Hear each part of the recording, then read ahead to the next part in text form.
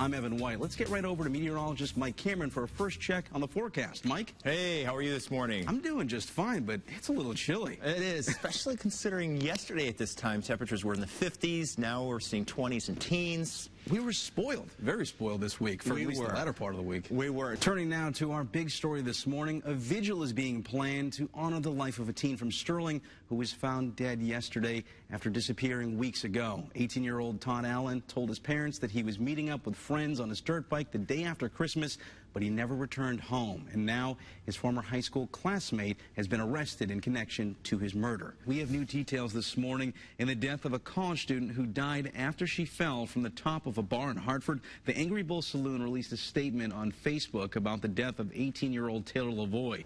A top Democratic congressman is questioning Donald Trump's presidency as Republicans try to undo President Obama's signature legislation. Channel 3's Craig Boswell has the latest from Washington. Mike, thank you. We continue our team coverage this morning with a live look outside at the road conditions. Channel 3 Eyewitness News reporter Eva Zamaris is in the early warning weather tracker. She joins us from Cromwell.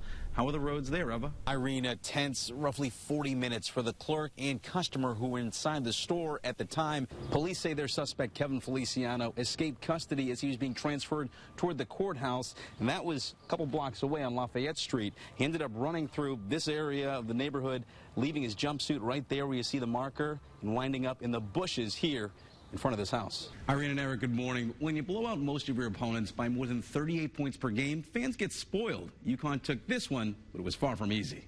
Irene and Eric, good morning to you. It's still a very active crime scene. As you take a look across the street here, that's Greenwood Street, the focus of the police investigation that is blocked off at this hour. Police have been here since 2:46 in the morning. We spoke with someone from the Army Corps of Engineers who monitors this area, and he tells us the rocks on the opposite side of the bridge, generally this time of year, they're submerged, and you couldn't walk across the entirety of the bridge. Not the case this year. The fitness part of it is done. Now they'll have to do another physical and mental challenge, which is the lines of knowledge, using the pull-up bars here and also being asked questions. Eric and Irene, police say they're working to reopen this 2-block stretch, but so far it hasn't happened. Take a look behind me. You've got the crime scene tape still up and people having to go around it, of course. Now, a sergeant tells me that 2 people were shot in this area around midnight. Karen, no question about it. The group of people you see here behind me are a mix of people who are registering to vote and those who are already registered. We have heard complaints from some of the voters, a slower than usual process. They say we're longer than usual lines, something that staff here says they're trying to work through. But I can tell you, people waiting about a half an hour this morning just to get into the Connecticut building. Over here now we see some school children from Hampton who've just begun a concert this day, Connecticut Day, already proving to be a big hit here at the Big E. At 2:10 this morning, Newington police sent their units and called for backup from state police and several local departments after the clerk at this 7-Eleven pressed the panic alarm. Investigators say these men, Guillermo Quesada and Albert Gonzalez, armed with a pistol and shotgun, intended to rob the store, one of them hitting the clerk over the head with a shotgun. But it wasn't long before police were onto them. Waves of cruisers arrived, heavily armed officers geared up. The standoff intensified. It's usually a quiet place. Silence quickly dissolving with so many sirens and police shouting orders loud enough for all to hear.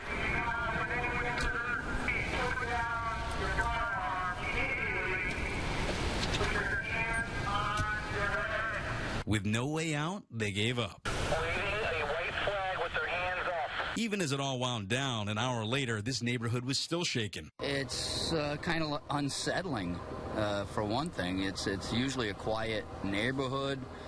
You know, the police are always around. That's Evan White, Channel 3 Eyewitness News. Police say their suspect, Kevin Feliciano, escaped custody as he was being transferred toward the courthouse, and that was a couple blocks away on Lafayette Street. He ended up running through this area of the neighborhood, leaving his jumpsuit right there where you see the marker, and winding up in the bushes here in front of this house.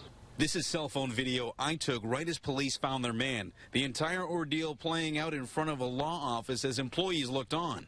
I'm just surprised that he actually was able to escape and get away in his boxers and socks and hide in the bushes all of this time. It was a Hartford deputy police chief who ended up finding Feliciano. Even with him in custody, it's an embarrassing episode for state police. They can't sit well with you that a prisoner escaped today. Of course not. Absolutely not. It doesn't sit well with us at all. That is not an ideal situation. That's certainly not something that we hope would ever happen. Trooper Kelly Grant says a full investigation will be done into how a handcuffed man being watched by troopers was able to elude them. State troopers say Feliciano is going to face a host of charges, compounding the one from the stolen vehicle and ending here with the escape. They also say they're going to commit more troopers to him for the next transport to court. Reporting in Hartford with the Mobile Newsroom, Evan White, Channel 3 Eyewitness News. It's out there. It's not like we've canceled you. Just 3 weeks before the wedding date in October, Satara wrote to Craig's wedding planner saying, "We have decided that it would be best to go our separate ways." He also mentioned in an email the company would get a refund out or see Craig's family in court. Back to the contract. It says that all payments and deposits made are non-refundable in the event of a cancellation. It says nothing about which party that pertains to. Craig says that she hired a wedding planner to sort things out. Sataro disagrees. In a text, he stated they hired a so-called wedding planner who just basically made us cancel their event. The wedding planner, Tina Burke, tells Eyewitness News Fresh Taste Buds management was unprofessional, condescending, and at times downright rude. Hi, Michael? Speaking. Michael Sataro, who has a lengthy criminal record with convictions for larceny and violating an order of protection, agreed to an on-camera interview, then backed out. We told him that we were recording our conversation for use on air and asked him why there was no refund for Craig. We actually have an attorney taking care of this matter. And that's all I'm going to say. I repeatedly asked for his attorney's name and number. They were not given to me. It added a lot of stress.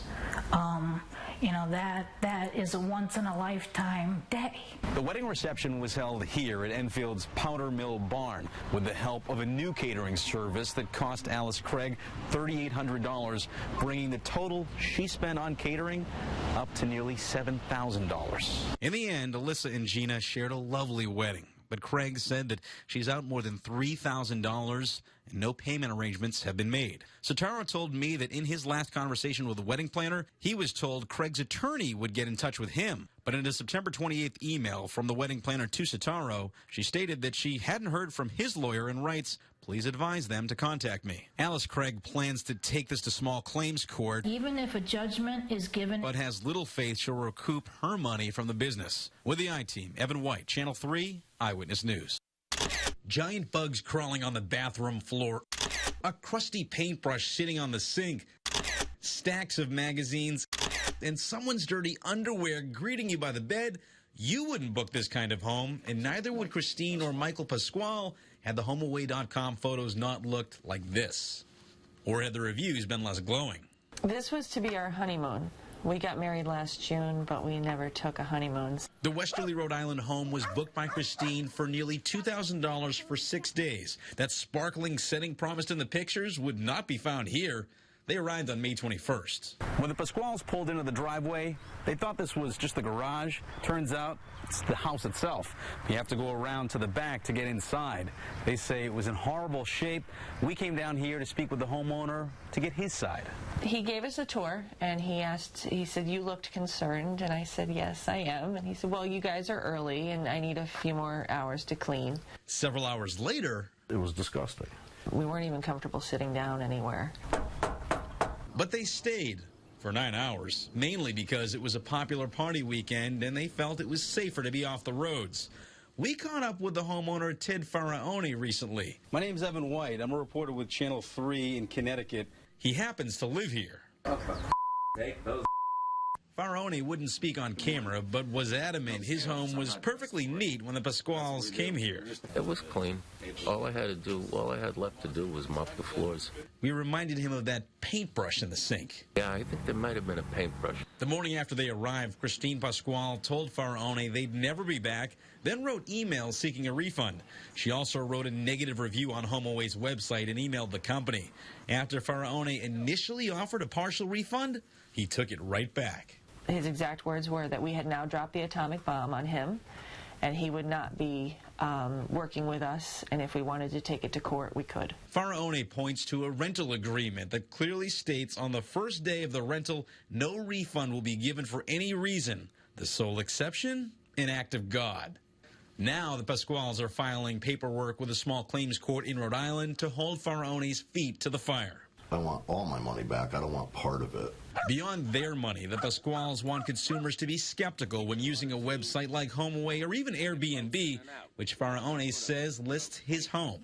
Despite high ratings, this couple says you never know what you're getting until you visit. By then, it could be too late to get your cash back. The I-Team reviewed emails between Faraone and HomeAway. We're still waiting to hear back from the company. Faraone said it sided with him. With the I-Team, Evan White, Channel 3, Eyewitness News. A class of 130 wannabe officers woke up at 4:30, lined up, then raced around the Niantic training course at breakneck speed.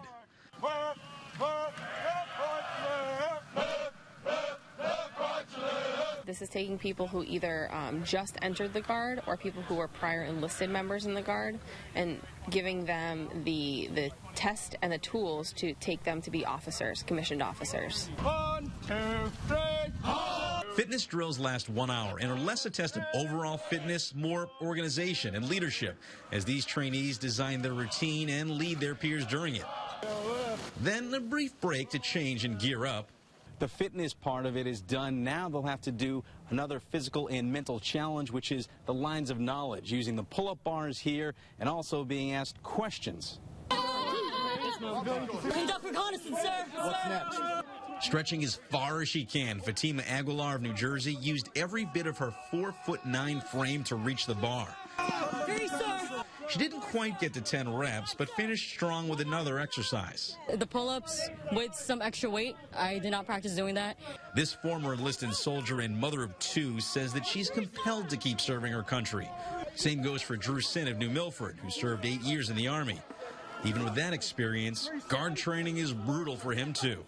The pressure that's always put on us, the time constraints, the yelling, being able to think on your feet. If all goes well, in a year and a half, they'll become officers. In Niantic, Evan White, Channel 3, Eyewitness News.